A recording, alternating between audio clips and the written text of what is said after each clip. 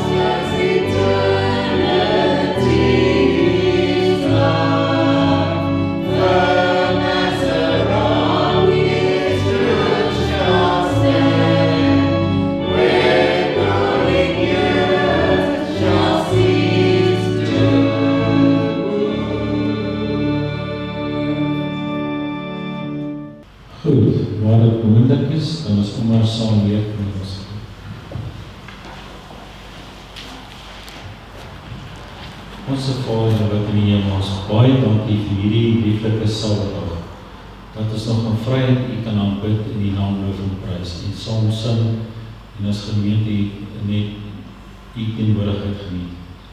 Ons vra dat hierdie tieners offergawe wat ons ontneem, dat U dit sal seën, selfs hulle wat elektronies het inbetaal, dat U daai geld moet sal seën. Ons bid vir elkeen hier wat in die gemeente is, en ek wil vanoggend vir Rida en Priscilla en die gemeente bid hier vandag. Ook hulle wat nie kon opkom nie, dan Irina wat daar in haar kamer met bedweding wees, en die spesiaal met haar wees, seën haar, wees die engele, teenwoordig wees, Joseph en Corrie, Nelien en David. Ons vra dat U nou met daarmee sal wees met die boodskap en U dit sal seën. In Jesus se naam. Amen.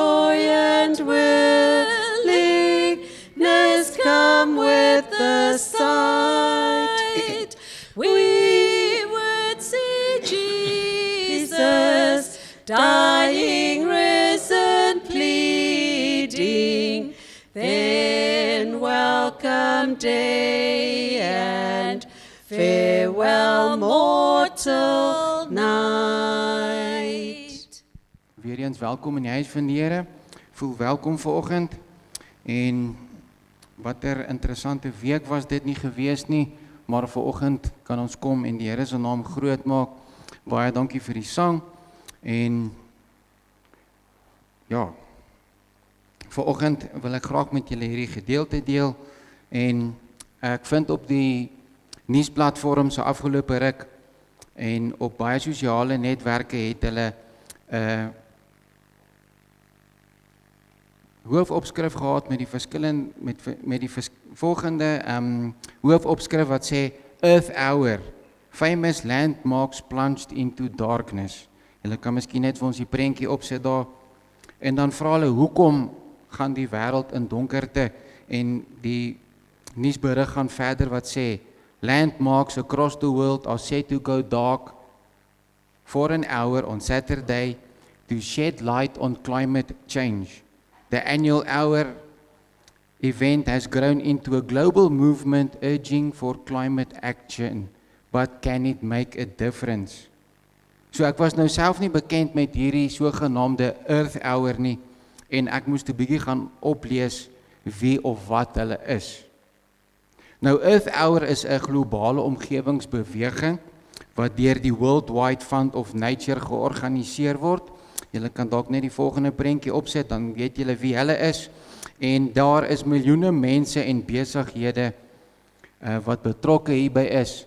En wat hulle doen is, hulle maak dat ikoniese landmerke soos die Eiffel Tower en Toring in Parys en die Big Ben in Londen in Engeland en die Sydney Opera House in Australië nie noodsaaklike ligte afskakel vir 'n uur en dan word hulle in duisternis gehul. Dit word gedoen om bewustheid te verhoog vir klimaatsverandering. Dit het in 2007 begin en sedertdien word dit elke jaar gevier. Nou wat vir my interessant was is, dat volgens die Earth Hour beweging, sê hulle wanneer hulle die ligte afsit, verteenwoordig hierdie duisternis of donkerte, 'n pouse as 'n globale erkenning vir die sleg wat klimaatsverandering op die wêreld het. Hoe nadelig dit is vir die omgewing en die gevolg wat dit het op die biodiversiteit van die natuur. Nou ek is vanoggend nou nie 'n advokaat vir klimaatsverandering of vir Earth Hour nie, maar die simboliek wat hulle gebruik het om hulle bewusmaking veldtog bekend te maak, het so bietjie my aandag getrek. Nou van 'n Bybelse perspektief gebruik Paulus soortgelyke simboliek, met die uitsondering dat hy die duisternis koppel aan sonde en die magte wat direk daarmee te doen het. Julle kan saamblaai en die wat wil saam lees, Efesiërs 6 vanaf vers 12. Skryf Paulus vir ons die volgende: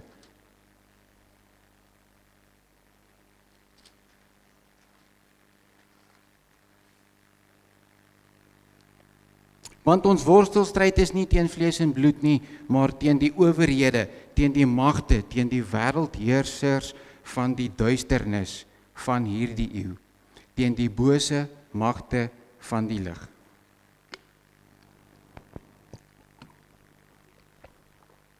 Met ander woorde wat Paulus vir die leser wil sê is, daar is iets agter die skerm wat aan die gang is of wat gebeur, wat baie meer ernstiger is net as klimaatsverandering. Of wat ook al die mens bekommerd maak in die 21ste eeu, het sy dit die oorlog wat daar ver aan die gang is. Die ekonomie wat begin taai raak, die vrese dat daar tekort is aan olie, of dalk nog dat die mense gaan sukkel om voedsel te produseer en dalk staar ons nog 'n hongersnood in die gesig. Maar in die regte lig beskou, het ons dan te doen met iets baie meer belangriker as hierdie. En of jy 'n gelowige is of nie, dit raak jou en my direk. Want kyk maar net na 'n paar van die nuushoofopskrifte die afgelope ruk, dan kan jy agterkom dat daar iets baie fout is met die wêreld van ons. En die nie so goeie nuus is dat hierdie stryd waarvan Paulus praat, die hele mensdom raak. En dit is vir hulle onvermydelik. En miskien besef die mensdom nie, daar is iets fout waarvan hulle geen benul het nie. En dit is juis hierdie geestelike stryd waarvan Paulus vir ons hier skryf in Efese.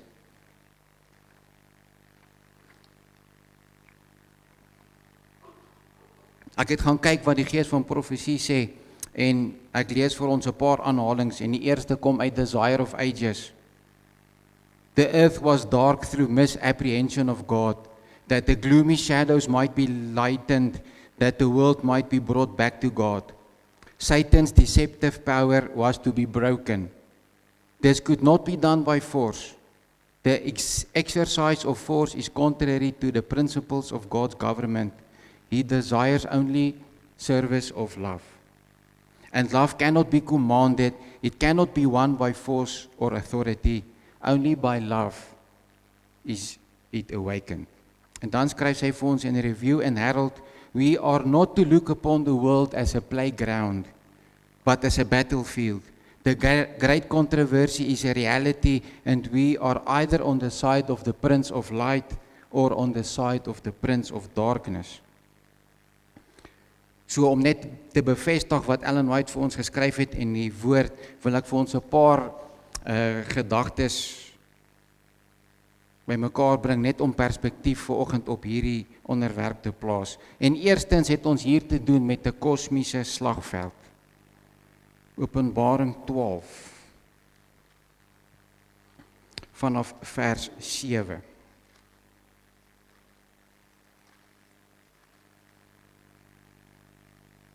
En daar het oorlog in die hemel gekom. Michael en sy engel het oorlog gevoer teen die draak, en die draak en sy engel het oorlog gevoer. En hulle kon nie oorwin nie, en hulle plek was in die hemel nie meer te vind nie. en die groot draak is neergewerp, die ou slang wat genoem word die duiwel en Satan, wat die hele wêreld verlei. Hy is neergewerp op die aarde en sy engele is saam met hom neergewerp. En wat in die hemel begin het, verskuif dan en speel verder hier op aarde uit. En ons mense word in hierdie stryd ingebore en feitelik kan ons nie daar uitkom nie, want die hele aarde het dan die middelpunt van hierdie konflik geword. As daar konflik is, beteken dit, en as daar 'n stryd is, beteken dit daar is 'n vyand. En daardie vyand is 'n proaktiewe vyand. Wat beteken dat die Satan wag nie vir iemand om die eerste skuif te maak nie, want sy planne is lank al reeds beplan en beraam. En Satan neem beheer en maak dinge gebeur, eerder as om op gebeure te wag en daarop te reageer. Die Satan se natuur is van so 'n aard dat hy altyd waaksaam is, meedoenloos planne maak en in plek het om God en die mensdom teë te staan. 1 Petrus 5 vers 8.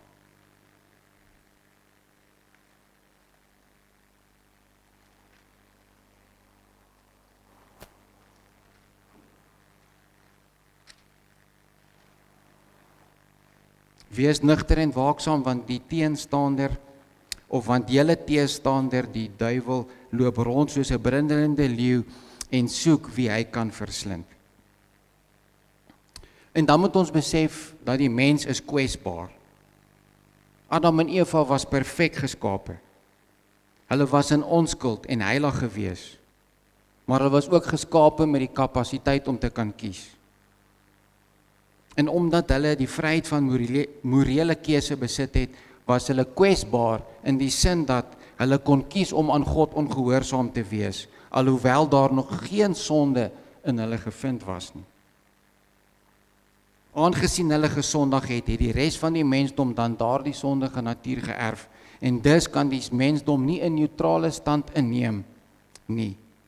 Jy is of onder God se beskerm onderworpe, of aan die Satan se invloed. Romeine 5 vers 12.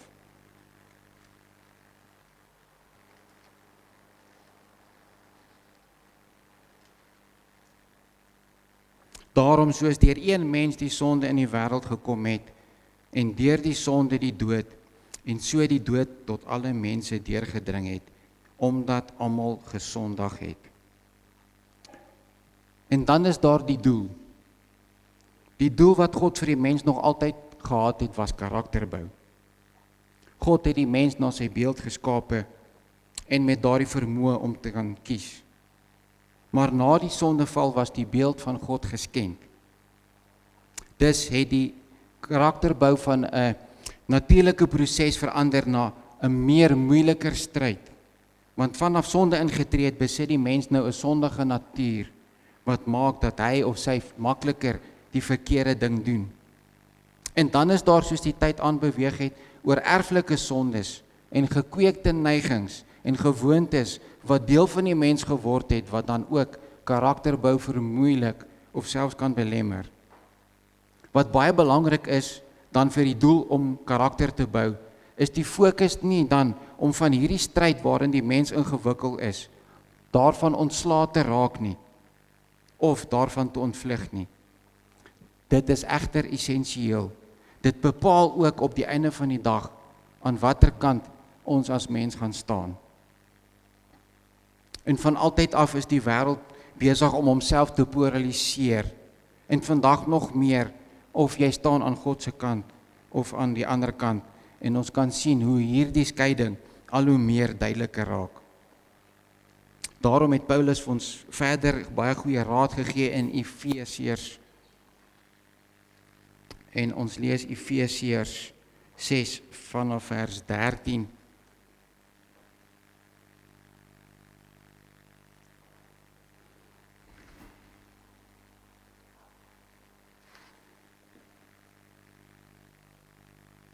Daarom neem die volle wapenrusting van God op, sodat jy weerstand kan bied in die dag van onheil, nadat jy alles volbring het, staande kan bly. So ek is dan van die opinie vanoggend dat vanaf die mens gesondig het in die tuin van Eden, dat daar 'n geestelike duisternis in die wêreld ingetree het. En 'n baie mooi vergelyking wat ek gevind het is, dat dit is soos 'n kragonderbreking waar die ligte onmiddellik af is. Maar gelukkig is daar nog 'n paar bystandligte wat nog skyn. En soos die kragonderbreking dan langer duur as wat verwag word, is dit moontlik dat daardie liggies ook nie meer sal skyn nie. En omdat ons dan aktiewe deelnemers in die groot stryd is, moet ons dalk 'n bietjie verder gaan hersiening doen. En die vraag vra dat as Adam en Eva gesondig het en hierdie sonde die duisternis te voortgebring het, wat is sonde dan?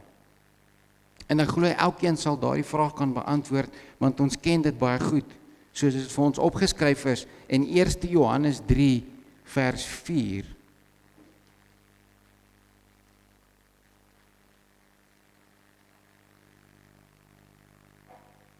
Elkeen wat die sonde doen ook die wetteloosheid, want die sonde is wetteloosheid.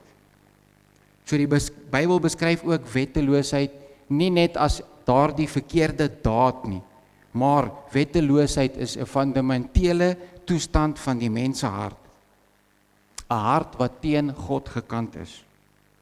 Dit beskryf 'n lewe wat buite God se wet en sy grense wil lewe. Hoekom het dit ontstaan? Wel, die gees van profesie, skryf Ellen White vir ons, dat ons geen rede vir die sonde kan bepaal nie. Dit is onmoontlik. Ons weet waarvan dit gekom het, maar die hoekom sal ons nie kan beantwoord nie. Sy skryf in Homeward Bound vir ons, "It is impossible to explain the origin of sin as to give a reason for its existence.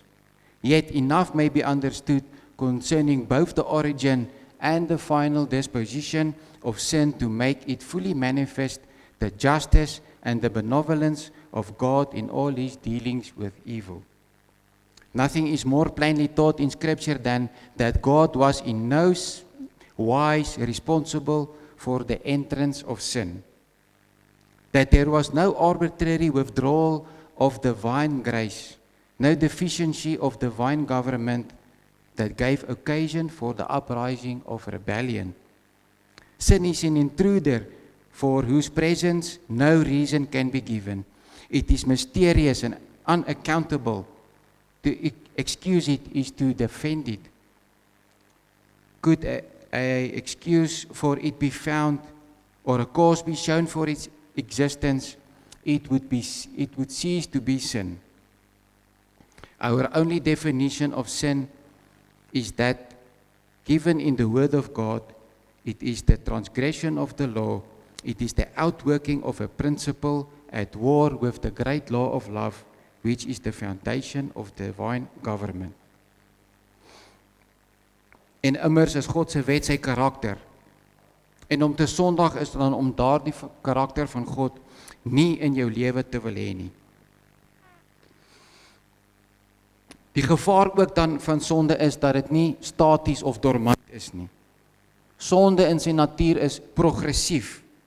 Dit groei baie vinniger en vorder vinniger as wat ons dink. En indien dit ongemerk gelaat word, ontwikkel dit na nog groter boosheid en verdorwenheid. Dis kan ons sê dat die duisternis van sonde met die tyd saam al hoe donkerder geword het. Want vandat Adam gesondig het, is die mensdom in 'n afwaartse spiraal na die afgrond. Want kort na die eerste sonde gepleeg is, of gepleeg word, is daar 'n moord gepleeg. En dan net 'n entjie verder in Genesis 6 lees ons dat sonde so volop geword het dat God dit nodig geag het om die mensdom te vernietig. Daarop volg die toring van Babel en dan Sodom en Gomorra en dan het ons die goue kalf episode, om net 'n paar te noem. En dit kan 'n mens oorweldig laat voel as ons in die Ou Testament lees van hoe baie keer sonde die oorhand gekry het. En dan lyk dit baie negatief, is dit eintlik vir ons so beskryf om vir ons hoop te gee en ons nie te ontmoedig nie. En ek het nie genoeg detail vir daai nie, miskien is dit 'n boodskap vir 'n ander dag, maar in kort draai die Bybel nie doekies om wanneer dit by sonde kom nie. En dit wys vir ons hoe ernstig die sonde regtig is. En dit wat sonde voorbring en wat die gevolge is van al daardie verkeerde keuses. Skeiding, pyn en lyding en hartseer en die dood. Daar is geen goeie ding in dit te vind nie, want duisternis is duisternis en daar is geen lig daarin te vind nie. Jesaja 5 vers 20.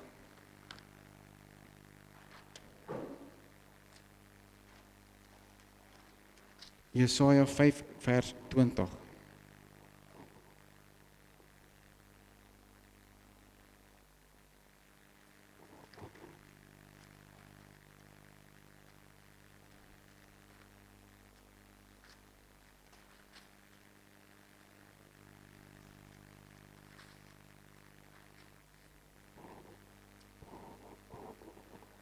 Wie hulle wat sleg goed noem en wat goed sleg, wie hulle wat sleg goed noem en goed sleg, wat die duisternis lig maak en die lig duisternis, wat bitter soet maak en soet bitter.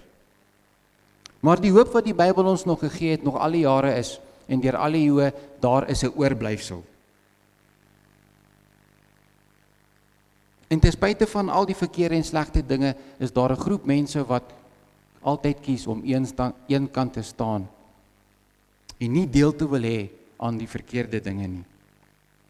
En baie kere is dit maar enkel persone wat bly staan in tye van groot donkerheid. En daar is wel baie bekende name in die Bybel, maar ek het toe 'n paar onbekendes gaan soek. En dit gaan ek vanoggend vir julle lees, want ons lees altyd van die bekende name in die Bybel. Maar daar is mense soos die naamlose slawe dogtertjie van Naaman se huis. Daar is mense soos Ehud en Jojada, Joseba en die dogters van Selofat.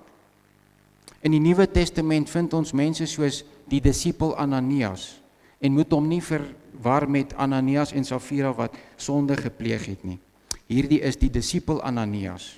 Daar is mense soos Antipas en Tychicus en Anna die profetes. En as julle nie daai name ken nie, gaan lees hulle wel op, dan sal julle sien wat hulle vir die Here gedoen het. En dan moet ons ook besef dat God nog altyd 'n behaag gehad het vir sy skepping. God was nog nooit apaties teenoor sy skepping nie. God het dit nie net so gemaak en so gelaat staan nie, maar deur die eeue heen het God boodskappers gestuur, juis om sy volk te waarsku dat die weg wat hulle ingaan na die verderf lei. 'n Baie interessante gedeelte vind ek in 2 Kronieke 36. En miskien is daardie gedeelte van Kronieke baie van toepassing op vandag se lewe. 2 Kronieke 36 vers 15 en vers 16.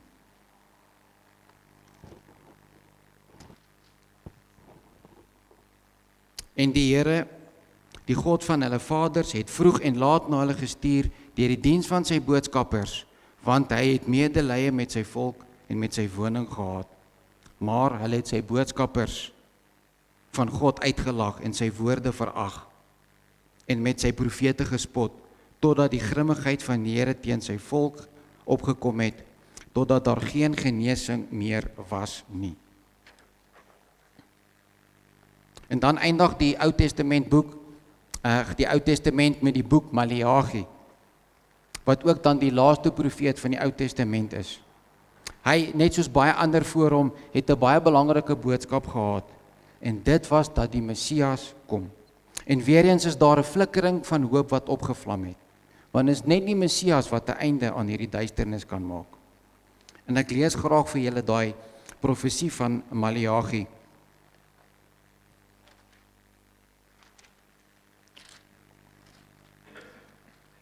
Maleagi 3 vers 1. Kyk, ek stuur my boodskapper wat die weg voor my sal uitbaan. Dan sal skielik na sy tempel kom die Here na wie julle soek, naamlik die engel van die verbond, na wie julle 'n begeerte het. Kyk, hy kom, sê die Here van die leerskare. Maar dan is daar 'n periode van 400 jaar se stilte tussen die Ou Testament en die Nuwe Testament. En kan dit wees dat as gevolg van God se volk wat so gerebelleer het, dat God kies om stil te wees. Soos God baie keer stil is wanneer die mens dwaal. En al was God stil in daardie tyd, en al is God stil, beteken nie dat God onaktief is nie. God was besig om die weg van die Messias voor te berei. En deels van hierdie profesie was vervul met Johannes die Doper, en hy kondig ook aan dat die lang verlosser sy verskyning gemaak. Maar dan sal hierdie profesie ook eintlik eers ten volle vervul word met Jesus se wederkoms. Die Bybel noem dat toe die volheid van tyd gekom het, is Jesus gebore, en al die profesieë van die Ou Testament moet vervul word, en die tyd is nou reg daarvoor. En die geboorte van Jesus was dan nie net 'n vreedsame toneel daar in Bethlehem nie, dit was 'n beslissende oorlogverklaring teen die magte van die duisternis. En dan in die groot stryddrama. Vir eeue het die vyand die mens onder 'n skaduwee van sonde en dood gehou. Maar met Jesus se koms moes die magte van die duisternis vlug, want hulle het geen ander keuse gehad nie. Johannes 1 vanaf vers 1.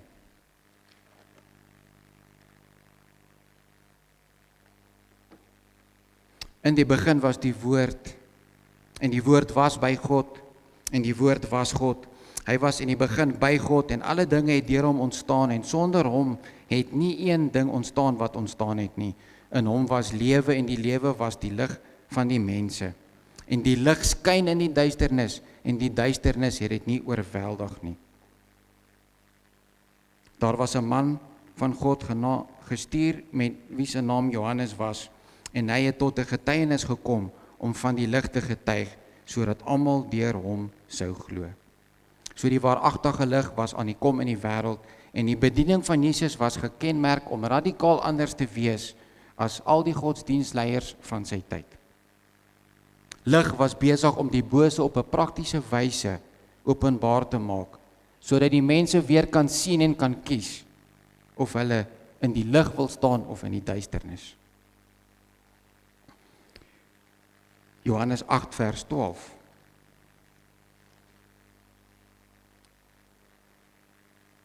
Jesus het weer met hulle gespreek en gesê, ek is die lig van die wêreld, wie my volg sal sekerlik nie in die duisternis wandel nie, maar sal die lig van die lewe hê.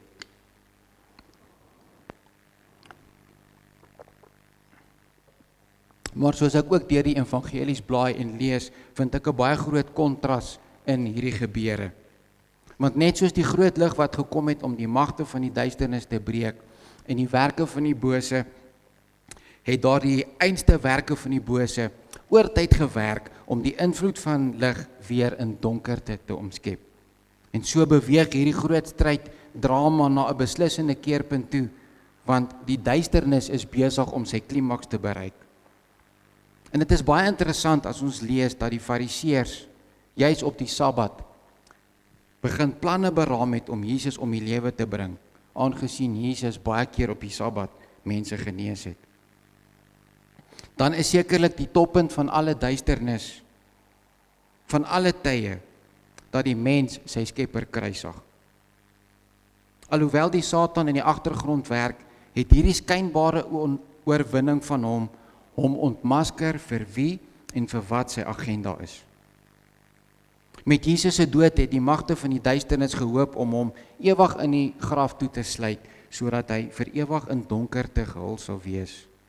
En selfs sy disippels vergeet dat hy gesê het, hy sal weer opstaan. Maar die feit dat die opstanding van Jesus wel gebeur het, is dit vir ons die seël en dit dra 'n waarborg. Dat alles wat Jesus gedoen en gesê het op sy aardse bediening waar is. Hy het sy lewe vir die mens gegee en daardie offer is aanvaar deur sy Vader. Sonder dit sou die mensdom vir ewig verlore en in duisternis gewees het. Maar dit was die woorde van Jesus tydens sy aardse bediening wat so waardevol en gewigtig is en vandag nog steeds is. Dit het na sy dood en opstanding en sy hemelvaart vir ons soveel meer en diepgaande betekenis gekry. Want dit is die opstanding van Jesus wat vir ons weer eens dien as 'n teken dat sy woorde waar is. Dit maak Jesus geloofwaardig. Nou hoe het dit vanoggend dan betrekking tot ons? Want Jesus het nie beoog dat sy boodskap net vir sy mense sou wees nie. Nee, hy het beoog dat sy boodskap verder as sy onmiddellike gehoor sou strek tydens sy aardse bediening. In die Great Commission van Matteus 28 gee Jesus dan aan sy disippels die opdrag om disippels te gaan maak van alle nasies. En hy het vir hulle spesifiek gesê om die nuwe volgelinge te leer en alles te onderhou wat Jesus beveel het tot aan die einde van tyd. Hierdie opdrag beteken dan dat Jesus se woorde, sy preke, sy instruksies tydens sy aardse bediening nie net tydelik van aard is nie, maar 'n ewige durende mandaat vir elke volgeling van hom. En so 'n gedeelte vind ek dan in die bergpredikasie, en dit is dan my boodskap wat ek vanoggend vir julle het, wat ons alreeds gelees het in Matteus 5 vers 14.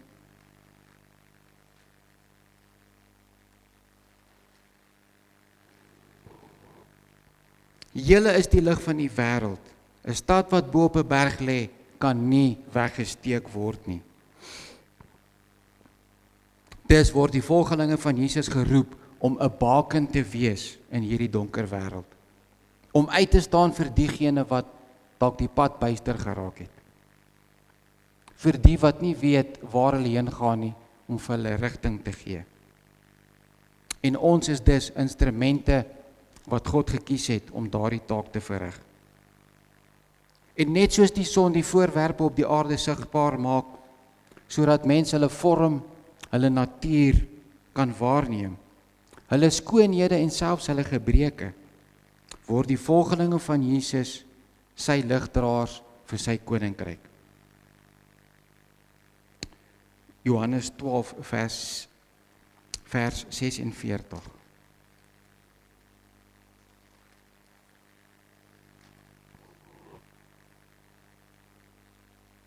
Ek het as 'n lig in die wêreld gekom, sodat elkeen wat in my glo, nie in die duisternis sou bly nie.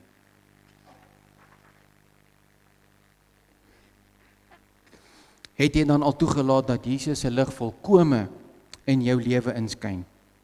Dat sy lig elke aspek van jou lewe penetreer, tot daardie donkerste hoekie wat daar mag wees. Want God het sy kerk nodig om hierdie finale boodskap te kan gee aan hierdie wêreld wat in duisternis is. En dit op sigself is 'n saak van lewe en dood. En miskien brand my liggie dalk net te flou om dit te kan doen. Te flou om 'n verskil te maak. Te flou om daardie baken te wees wat dit moet wees. Dalk so flou dat mense rondom my nie eers notisie daarvan neem nie. En ons weet, ons het daardie belangrike boodskap wat ons die 3 engele boodskap noem. Ellen White skryf vir ons in Manuscript Releases volume 9, "The third angel's message is to be regarded as the highest importance. It is a life and death question." En ek weet ons ken dit baie goed, maar ek lees weer eens vir ons uit Openbaring 14, daardie belangrike boodskap ter afsluiting. Openbaring 14 vanaf vers 6, en ek het 'n ander engel in die middel van die lig sien vlieg met 'n ewige evangelie om te verkondig aan die bewoners van die aarde en aan alle nasies, stamme, tale en volke. En hy het met 'n groot stem gesê: "Vrees God en gee hom heerlikheid, want die uur van sy oordeel het gekom. En aanbid hom wat hemel en aarde en see en die waterfonteine gemaak het." En 'n ander engel het gevolg en gesê: Geval het Babylon, die groot stad, omdat sy al die nasies laat drink het van die wyn van haar grimmigheid, van haar roerery. En 'n derde het gevolg en met 'n groot stem gesê: As iemand die dier en sy beeld aanbid en 'n merk op sy voorhoof en op sy hand ontvang, sal hy self ook drink van die wyn van die grimmigheid van God, wat ongemeng ingeskink is in die beker van sy toorn, en hy sal gepynig word met vuur en swaal vir die heilige engele en voor die lam. So in 'n kort opsomming, net soos die hele woord van God, is hierdie ook eenparig 'n Christus gesentreerde boodskap. Want die eerste engel wys ons daarop, aanbid Jesus.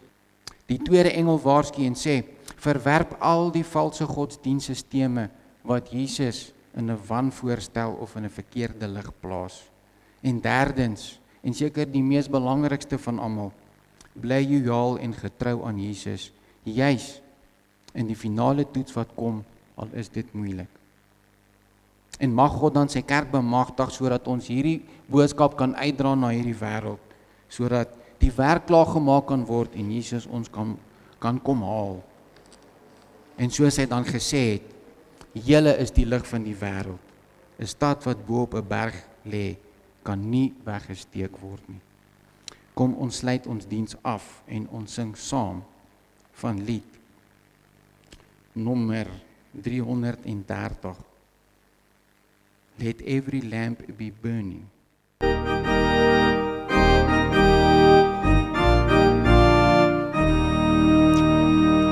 Let every lamp be burning bright, the darkest hour is nearing, the darkest hour of earth's long night before the Lord's appearing.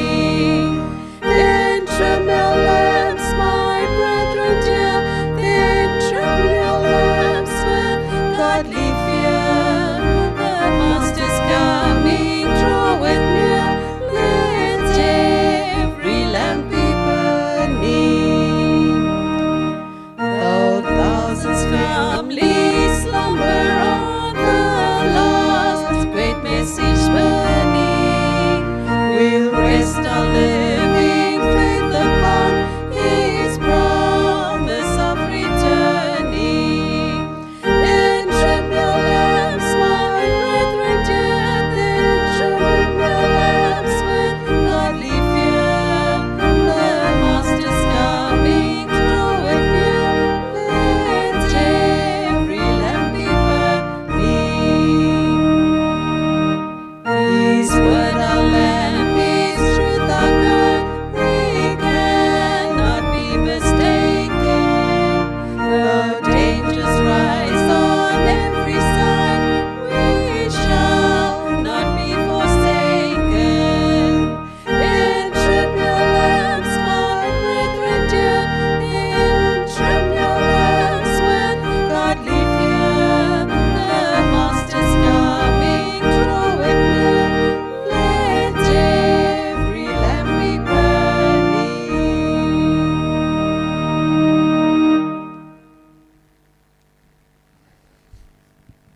Ons Vader wat woon in die hemel, Here, ons is dankbaar vir die woord wat soos 'n lamp is wat in 'n donker plek skyn. Here, mag dit opnuut in ons harte skyn, Here, in alle duisternis verwyder.